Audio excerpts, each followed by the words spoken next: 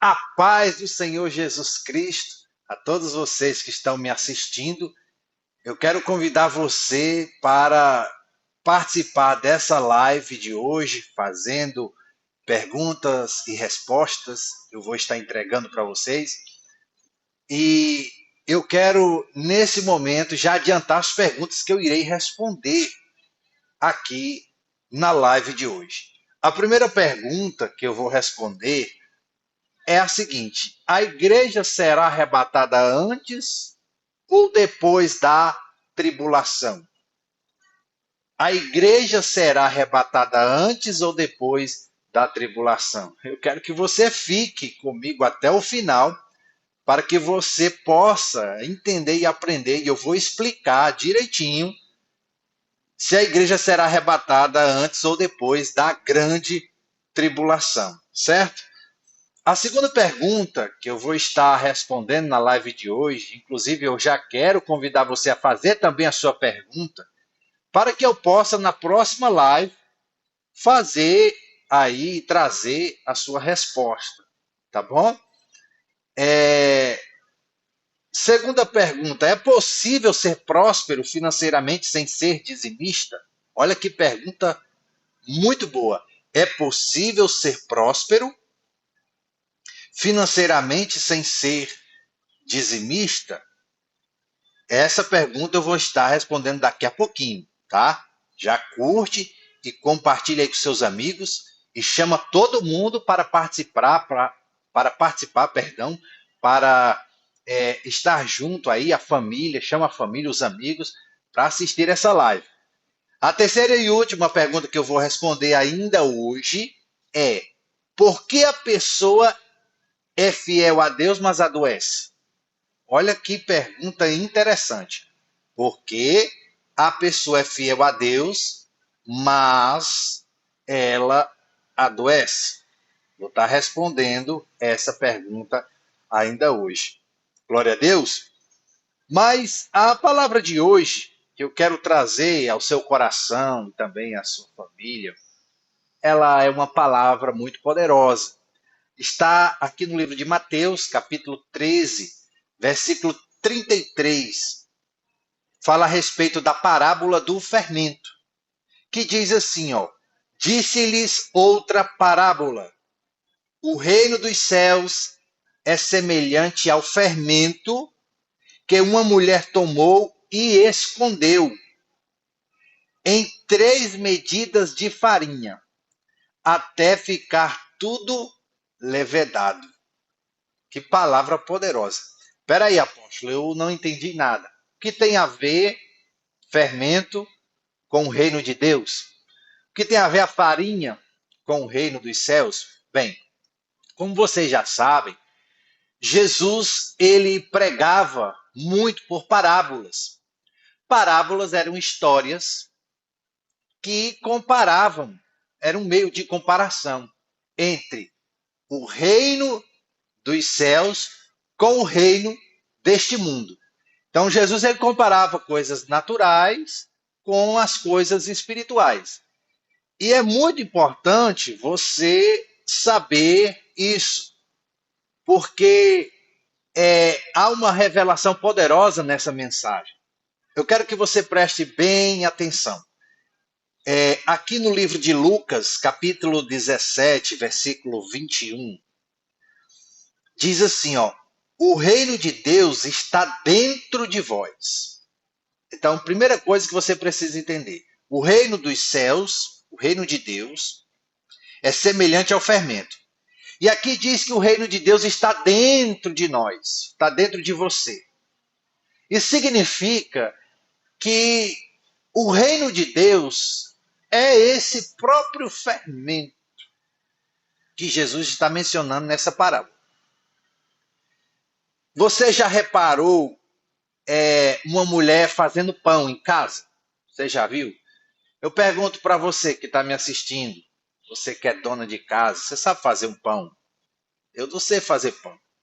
Eu sei comer pão, fazer eu não sei não. Mas para quem sabe fazer pão, sabe que existe a medida de fermento suficiente para colocar na farinha. Então, observe que esse fermento é como se fosse o reino de Deus. Nós aqui estamos pregando o reino de Deus ao seu coração. Imagine que existe uma pitada de fermento sendo colocada dentro do seu coração, para que você entenda melhor essa mensagem. Então,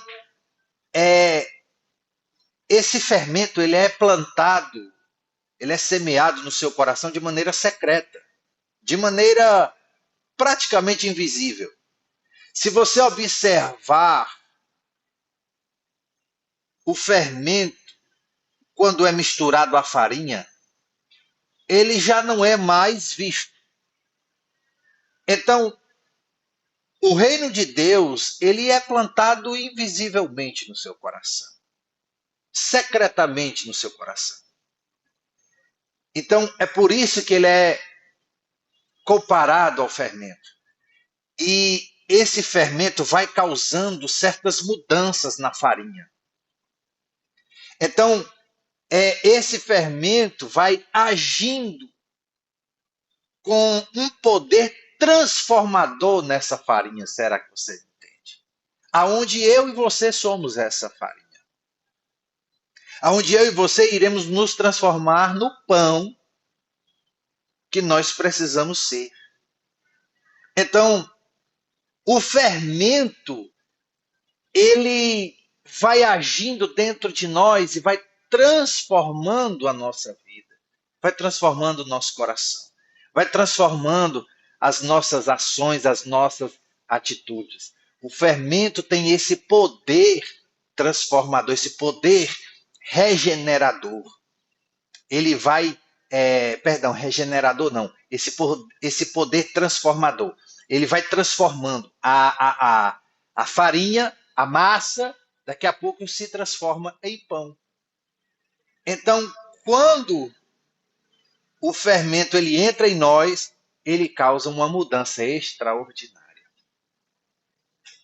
Esse fermento é a palavra de Deus. Quando nós pregamos o reino dos céus sobre a sua vida, sobre a sua família, e é aqui que eu entro no terceiro ponto do fermento. O terceiro ponto do fermento, a terceira medida do fermento, é que o fermento ele tem poder para mudar tudo na farinha. Ou seja, quando o fermento ele entra na farinha de maneira secreta, ele não só transforma a própria farinha, mas ele tem o poder para mudar tudo ao seu redor. Ou seja, eu quero que você entenda que o fermento, esse reino de Deus que está sendo plantado dentro de você, vai causar uma transformação e um rebuliço extraordinário na tua casa e na tua família. Diga aleluia, diga eu recebo, em nome de Jesus.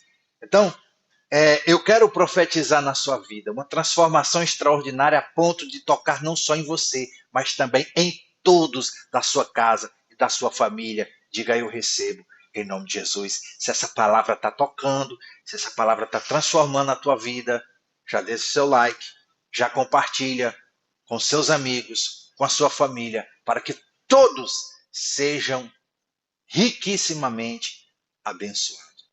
Amém? Glória a Deus. Então, receba esse fermento no seu coração. Receba esse fermento na sua casa. Receba esse fermento na sua família agora. Através da palavra de Deus que está sendo pregada agora, nesse momento. Eu quero orar por você, pela sua família, antes de responder as perguntas, que são poderosas. Está muito top as perguntas hoje. Não saia daí, fique até o final. São 3 perguntas que eu tenho certeza que vai mudar a sua visão. Ou vai te ensinar algo novo. Tenho certeza disso. Vamos orar. Pai, em nome de Jesus, eu oro agora pelos teus filhos, pelos teus servos, por esta família que me assiste. Abençoe o seu coração e a sua vida. Que essa palavra, que esse fermento entre e venha de maneira secreta transformar. De maneira que ele nem perceba. É imperceptível o fermento. A gente não percebe o fermento ali no pão, mas ele existe, está ali. Tem forma. Eu quero, Senhor, te pedir que, mesmo que essa pessoa não perceba a mudança, essa mudança será extraordinária. Será uma mudança radical, transformadora, tanto nela como em sua família. Em nome de Jesus, diga: eu recebo, em nome de Jesus Cristo. Amém. E graças a Deus. Se você está gostando dessa live, escreva aqui embaixo: eu recebo em nome de Jesus. Se você deseja isso para a sua família, escreve aqui embaixo: eu recebo esse fermento em o nome de Jesus. Esse fermento está aqui para transformar a tua vida. Amém. Glória a Deus. Agora nós vamos para as perguntas, certo? Eu tenho aqui 3 perguntas muito importantes, mas antes, eu quero responder uma pergunta pessoal, não é? Uma pergunta pessoal. Do que eu não gosto de comer. Bem, eu não gosto de comer cebola. Se você me convidar para a sua casa, se você me convidar para algum lugar para comer junto com você, eu não gosto de cebola. Eu como muitas coisas. Na verdade, desde pequeno eu tinha muita dificuldade de comer as coisas. E eu fui crescendo, adolescente ali, chegando na fase adulta, eu passei a comer algumas coisas, né?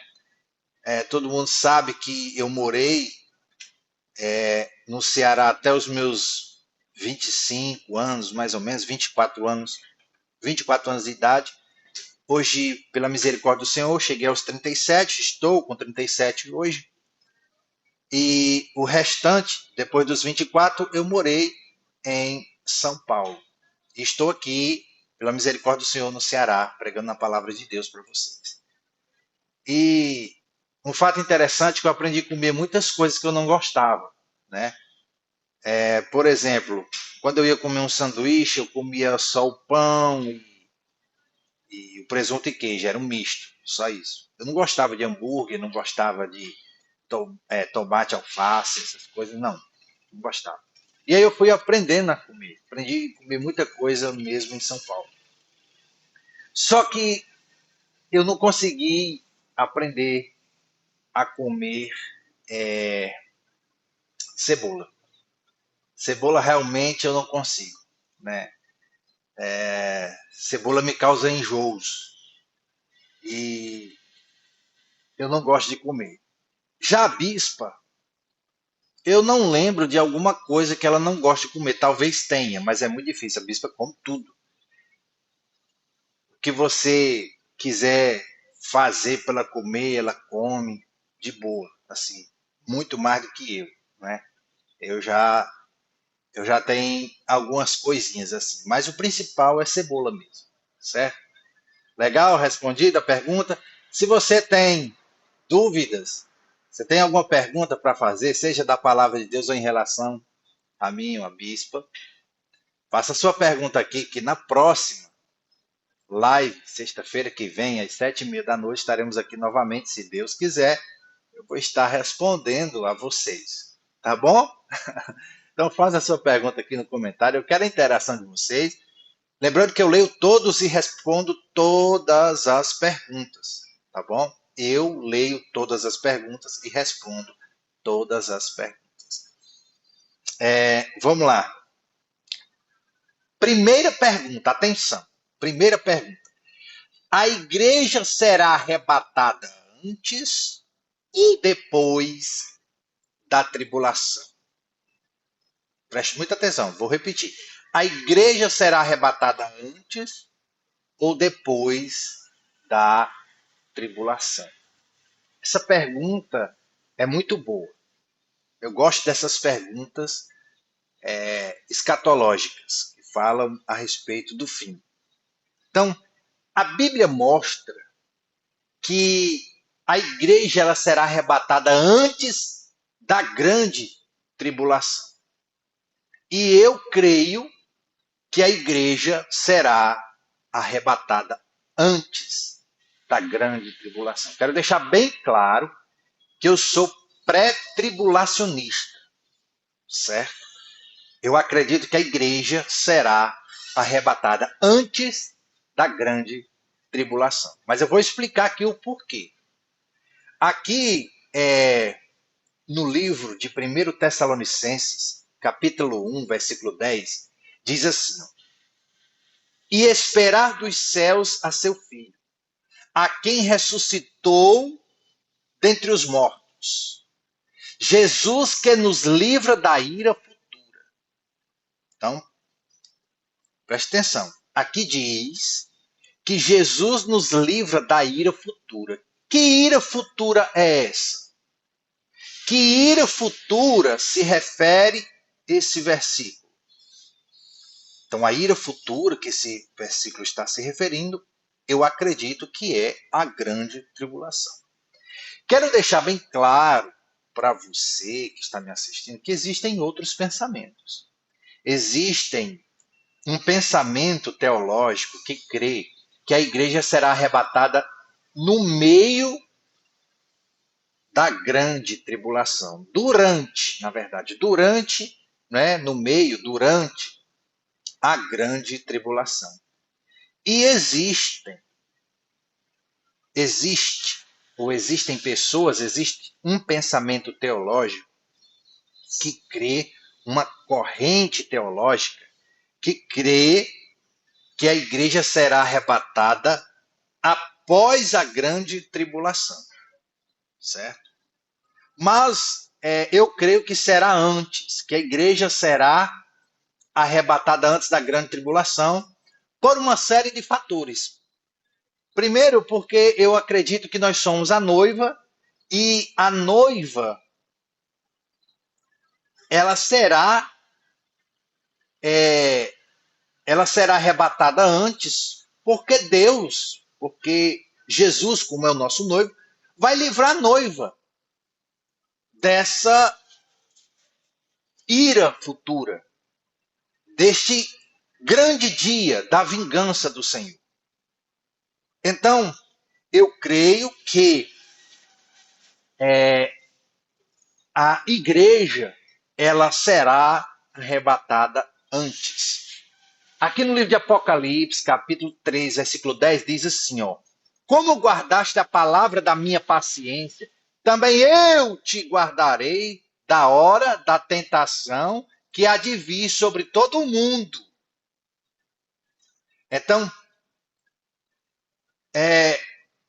aqui há uma promessa de que Deus irá guardar o seu povo da hora da grande tentação que há de vir sobre todo mundo. Ou seja, essa grande tentação se refere à grande tribulação, acredito eu, e eu creio que Deus irá guardar o seu povo, irá guardar a sua igreja, a sua noiva, da grande tribulação. Certo? Aqui no livro de Mateus, capítulo 24, do 37 ao 39, está escrito que Jesus compara sua vinda com os dias de Noé. Preste atenção. Ou seja, o juízo veio depois que o justo foi tirado. Ou seja, você lembra da história de Noé?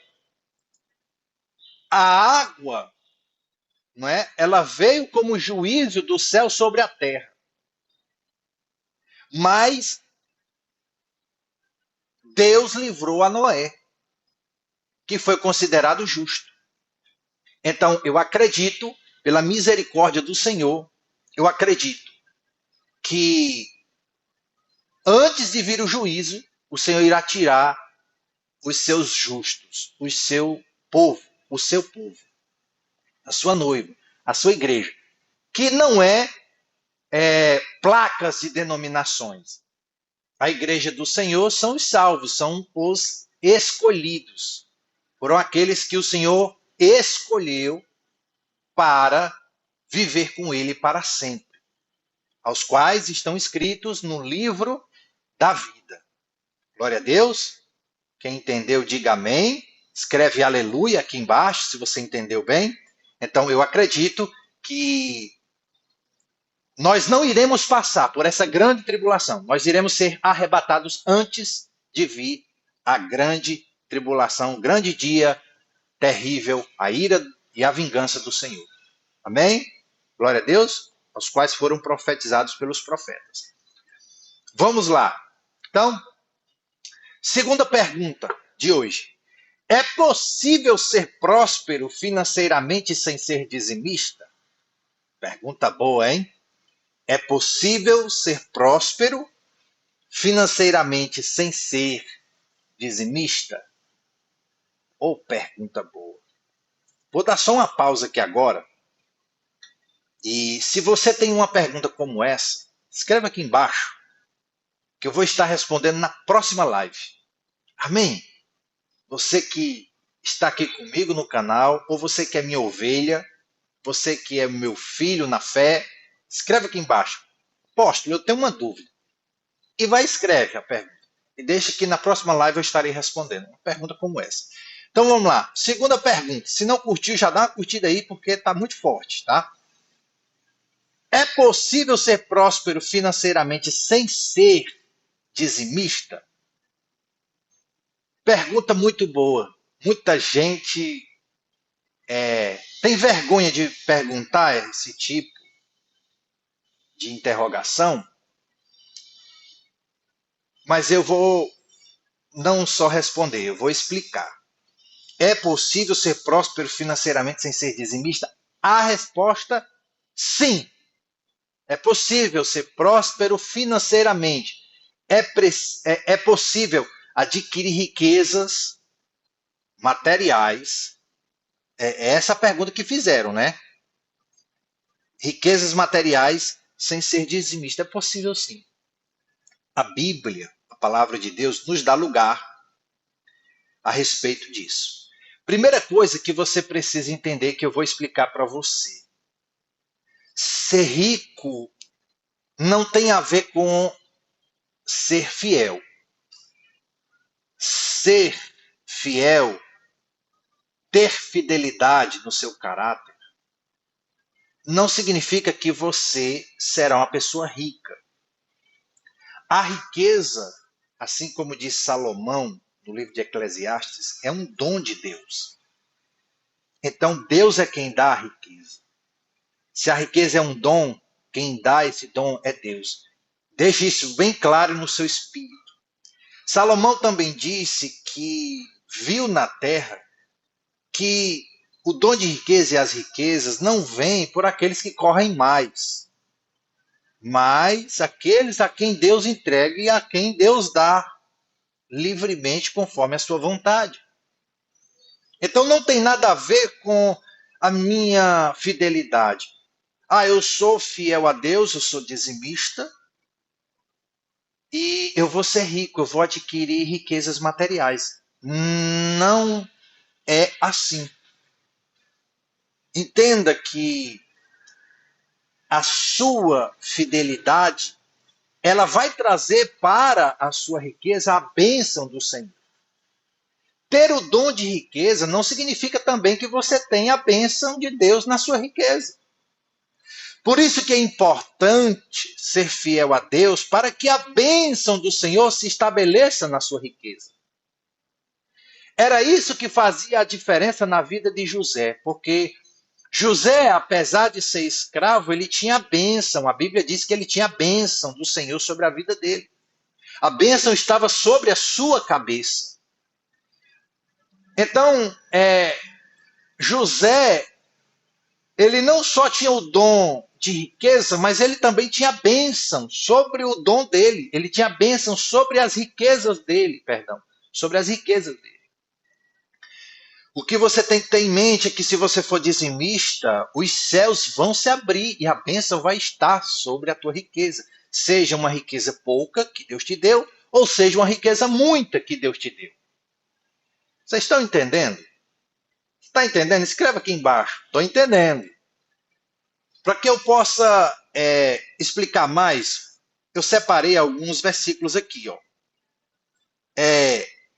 Provérbios 10 e 22 diz assim, ó, a bênção do Senhor é que enriquece e não acrescenta dores. Ou seja, ainda existem aquelas pessoas que elas se apressam a enriquecer. Em outro versículo no livro de Provérbios, diz que muitas pessoas se apressam a enriquecer e acabam caindo no laço do diabo.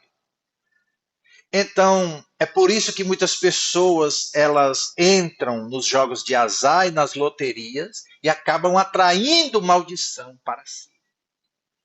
Porque isso é um laço de Satanás. Você se apressar a se enriquecer é um laço do diabo, que pode destruir a sua vida. E tem destruído a vida de muitas pessoas. Nós vemos aí pessoas que deixam de trazer o pão para a sua casa para viver jogando, para viver nos vícios. E isso não há bênção de Deus nisso. Pelo contrário, a pessoa está num laço, caiu num laço de Satanás, está caindo em maldição. E a maldição está sobre a sua vida. Acaba servindo a Mamon e não a Deus. Então, aqui no livro de Malaquias 3:10 diz assim, ó, que Deus ele abre os céus a quem é fiel e derrama bênção sem medidas. Então, a bênção que é derramada sobre a tua riqueza, presta atenção, como eu disse, você pode ter o dom de riquezas, existem muitas pessoas ricas no mundo, mas não têm a bênção de Deus sobre a sua riqueza. Pessoas que nem servem a Deus, que são ricas.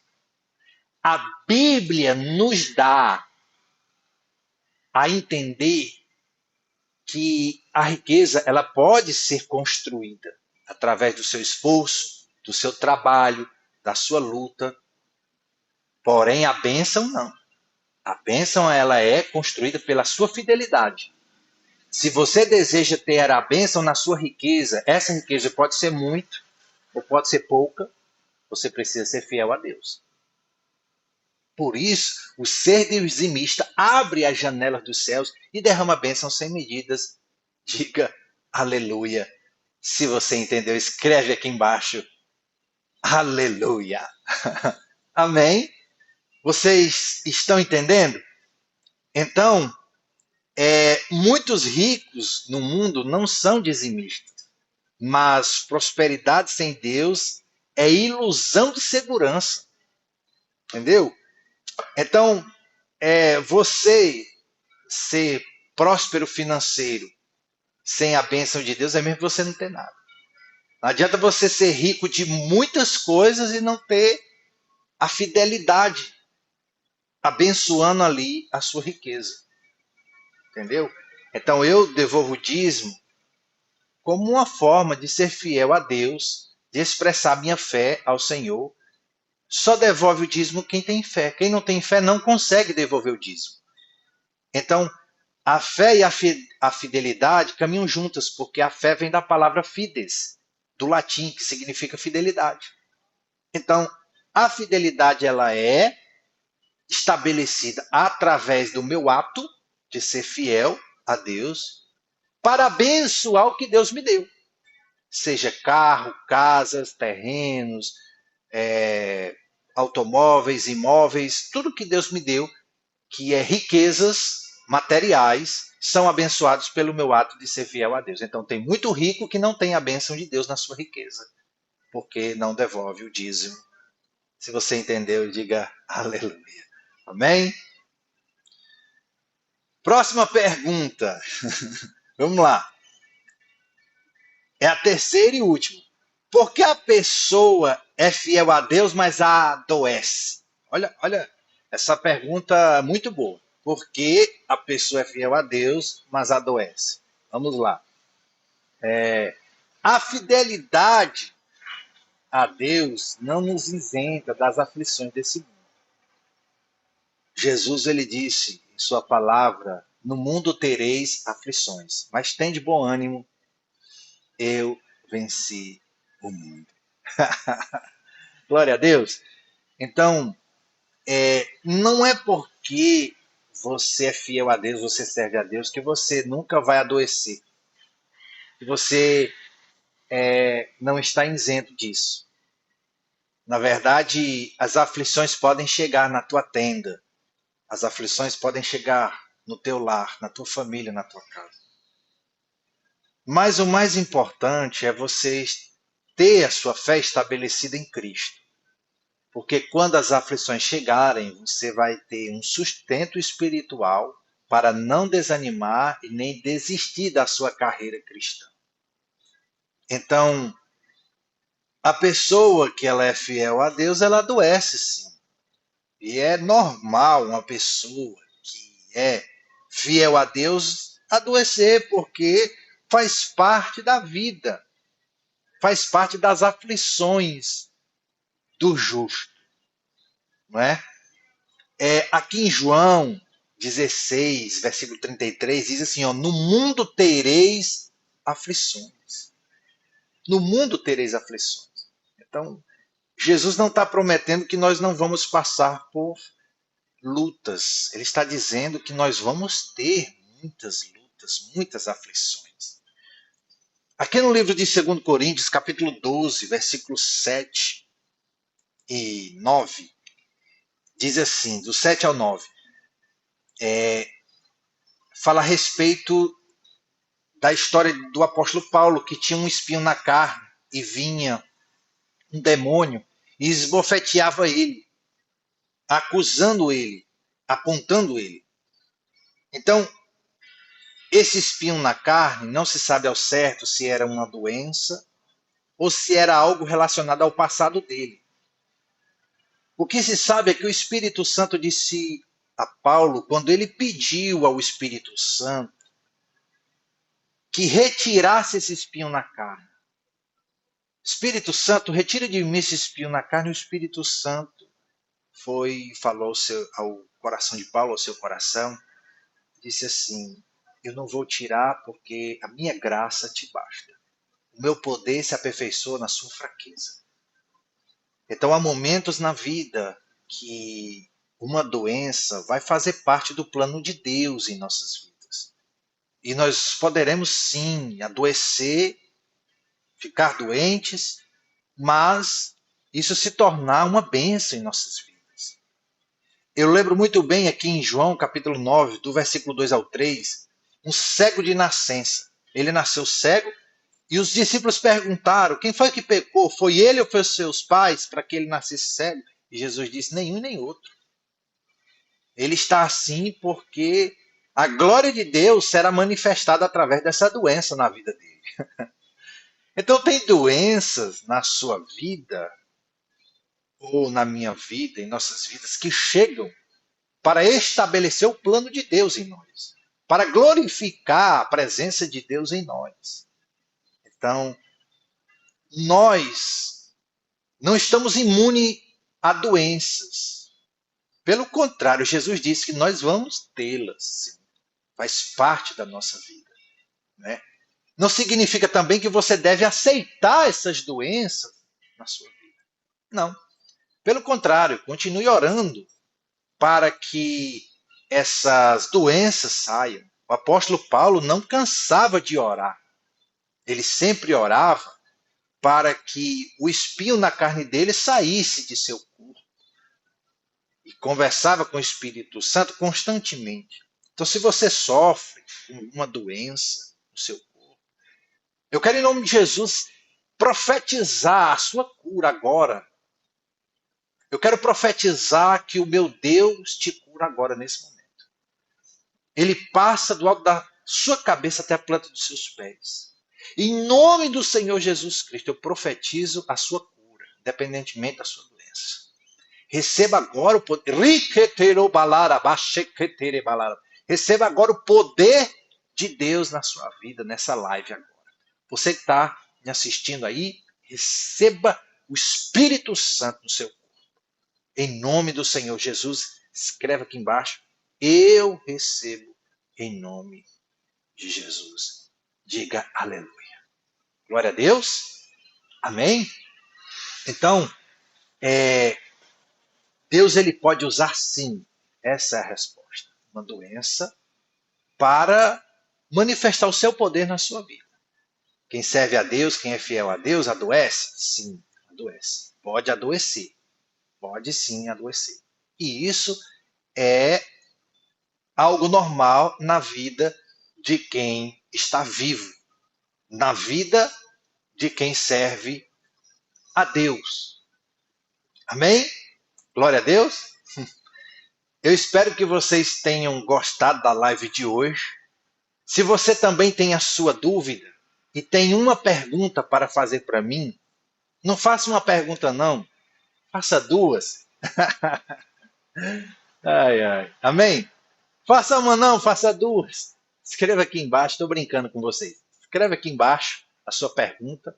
E na próxima live, nós estaremos aqui, dando um cheiro bem grande no Espírito Santo, respondendo a sua pergunta, abençoando o teu dia ou a tua noite. Estaremos abençoando a sua semana, a sua família e a sua casa. Tá bom? Um beijo bem forte no seu coração e eu volto a qualquer momento, em nome de Jesus.